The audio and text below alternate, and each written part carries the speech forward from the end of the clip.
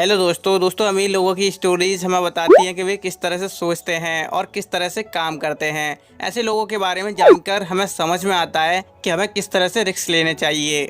दोस्तों, जो बच्चा कभी डिसलेक्सिया रोग की वजह से क्लास में बार बार फेल हो जाता था और इस समस्या की वजह से उसे 16 साल की उम्र में ही अपनी पढ़ाई को छोड़ना पड़ा था, वो बच्चा आज 400 से भी ज़्यादा कंपनियों का मालिक बन चुका है और आज उसकी नेट वर्थ जून 2020 के अनुसार $4.1 बिलियन की है, जो कि 28,700 करोड़ के बराबर है। ये कहानी है विजन ग्रुप के को फाउंडर रिचर्ड ब्रेंसन की। बचपन में रिचर्ड ब्रेंसन डिसलेक्सिया रोग के शिकार होने की वजह से किसी भी चीज़ को याद नहीं रख पाते थे, जिसकी वजह से वे क्लास में दूसरे बच्चों से हमेशा पीछे रहते थे और इसी वजह से उन्हें 16 साल की उम्र में ही अपनी पढ़ाई को छोड़ना पड़ा था। कॉलेज के लास्ट दिन ब्रेंसन को उनके एक टीचर ने कहा था कि तुम या तो बड़े होकर जेल जाओगे या करोड़पति बनोगे। बड़े होकर उन्होंने दोनों ही काम किए। सिर्फ 16 साल की उम्र तक क्रिसमस ट्री बेचने के बिजनेस के फेल हो जाने के बाद उन्होंने 16 साल की उम्र में ही एक स्टूडेंट नाम की मैगजीन को लॉन्च करने के बाद उन्होंने अपनी लाइफ का पहला सक्सेसफुल बिजनेस स्टार्ट किया था। उनका ये स्टूडेंट नाम का मैगजीन इतना फेमस हो चुका था कि इसके लॉन्च करने के 3 साल बाद ही ब्रेंसन 45 लाख रुपए के मालिक बन चुके थे। इसके बाद उन्होंने रिकॉर्डिंग का बिजनेस स्टार्ट किया, लेकिन कुछ समय के बाद रिकॉर्डिंग के बिजनेस में कई सारे लॉसेस होने की वजह से ब्रेंसन ने अपने रिकॉर्डिंग के बिजनेस को बचाने के लिए उन्होंने टैक्स से चोरी करने का डिसीजन लिया और कुछ ही समय के अंदर उनका ये कारनामा सबके सामने खुलासा हो गया और पुलिस उन्हें अरेस्ट कर ले गई। इसके बाद उनके माता पिता अपना घर गिरवी रखकर 60 लाख रुपए फाइन देकर उन्हें घर वापस ले आते हैं। इसके बाद ब्रेंसन अपने आप से प्रॉमिस करते हैं कि वे अपनी लाइफ में कभी डिसऑनेस्ट तरीका नहीं अपनाएंगे। इसके बाद वो अपनी रिकॉर्डिंग के बिजनेस को आगे बढ़ाने की कोशिश करने में लग गए थे और कुछ ही समय बाद 1979 में रिचर्ड ब्रेंसन 45 करोड़ रुपए के मालिक बन चुके थे।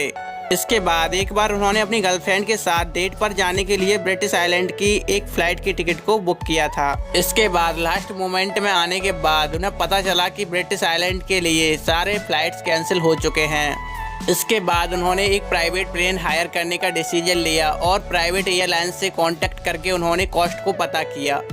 अब प्रॉब्लम ये थी कि वो अकेले उस प्लेन को अफोर्ड नहीं कर पा रहे थे। तब उन्होंने जितने भी लोग ब्रिटिश आइलैंड पर जाने वाले थे उन सबको $39 पे करके ब्रिटिश आइलैंड पर जाने के लिए बोला और इस तरह से वे उस प्लेन के सारे टिकट बेच करके वो ब्रिटिश आइलैंड पर पहुंचे और यहीं से शुरुआत हुई थी वर्जिन एयरलाइंस की। ब्रेंसन को अपने नए बिजनेस स्टार्ट करने के लिए कभी कभी पुराने बिजनेसेस को भी बंद करना पड़ता था। 1992 में वर्जिन अटलांटिक को चलाने के लिए उन्हें वर्जिन रिकॉर्ड्स को बेचना पड़ा। 1999 में उन्हें वर्जिन एक्टिव जिम को चलाने के लिए उन्हें वर्जिन अटलांटिक के 49% शेयर भी बेचने पड़े। हालांकि उन्हें इन सबको खोने का दुख वर्जिन अमेरिका के खोने से कम हुआ था। Virgin America virgin airlines company थी और सभी का कहना था कि इसकी कामयाब होने की उम्मीद नहीं है, लेकिन ब्रेंसन को हमेशा से अच्छी सुविधा देने का शौक था, इसीलिए उन्होंने इस एयरलाइंस को बड़ी मेहनत के बाद लॉन्च किया था।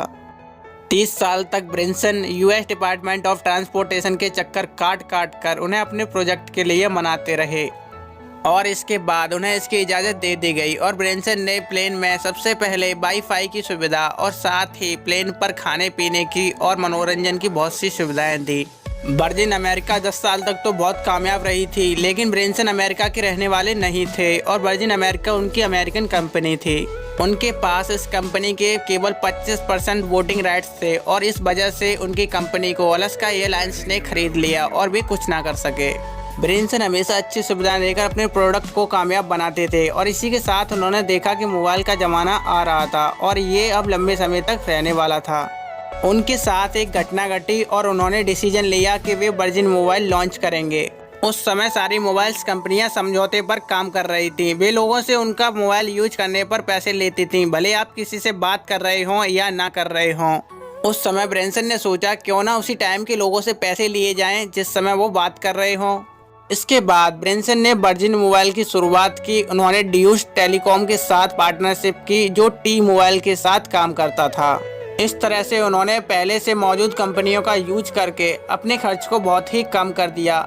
इसके बाद उन्होंने लोगों से सिर्फ उस समय के पैसे लेने शुरू किए जिस समय वो बात कर रहे होते थे। वर्जिन मोबाइल के 381 वर्जिन मेगा स्टोर खोले गए और बहुत से लोगों ने उनका फ़ोन खरीदना शुरू किया और नवंबर 2000 तक 5 लाख लोगों ने इस फ़ोन को खरीद लिया था। उस समय वर्जिन मोबाइल की कीमत 1.62 अरब पहुंच गई थी और ये उस समय की सबसे तेज बढ़ने वाली कंपनी थी। इसके बाद ब्रेंसन एक के बाद एक कंपनियां खोले जा रहे थे, कुछ नाकाम हो रही थी तो कुछ कामयाब हो रही थी। इसका मैं आपको एक एग्जांपल देता हूं। जब वे वर्जिन एक्टिव जिम की शुरुआत कर रहे थे तभी उनकी जिम में आग लग गई थी और सब कुछ जल चुका था और वहां के स्टाफ को उन्होंने फिर भी पैसे दिए, जबकि उस जिम से अब तक कोई भी प्रॉफिट नहीं आया था। लेकिन जब इस जिम के रिपेयर का काम किया जाने लगा तो वहाँ के स्टाफ ने बहुत अच्छे से काम किया। इसके बाद जब इस जिम को खोला तब लोग इसे पसंद करने लगे क्योंकि उन्हें कम पैसे में ज़्यादा सुविधाएं मिल रही थी। जैसे वर्जिन एक्टिव जिम में बहुत जगह होती थी, माहौल भी अच्छा रहता था और स्विमिंग पूल के पानी का तापमान भी बहुत अच्छा रहता था। इस समय ब्रेंसन लोगों को स्पेस में ले जाने की तैयारी कर रहे हैं। यह काम पहले से कुछ लोग कर रहे हैं, जैसे कि स्पेसएक्स के CEO एलन मस्क लोगों को मार्स तक लेकर जाना चाहते हैं, लेकिन ब्रेंसन लोगों को केवल स्पेस तक लेकर जाना चाहते हैं जिससे धरती को एक अलग नज़र से देखा जा सके। वे चाहते हैं कि लोगों को वे कुछ ऐसा अनुभव दे सकें जो उन्हें सारी जिंदगी याद रहे। रिचर्ड ब्रेंसन का बिजनेस करने का तरीका कुछ ऐसा है कि वो एक बिजनेस को स्टार्ट करते हैं और उसे सक्सेसफुल बनाकर एक नया बिजनेस खोल देते हैं और ऐसे ही वो आज 69 साल की उम्र में आकर ही 400 से ज़्यादा कंपनियों के मालिक हैं। और इसी के साथ दोस्तों, आपको ये वीडियो अच्छा लगा हो तो आप इसे लाइक कर सकते हैं, कमेंट कर सकते हैं और अपने दोस्तों के साथ शेयर कर सकते हैं। और फाइनली आप सबका बहुत बहुत धन्यवाद अपना कीमती समय देने के लिए।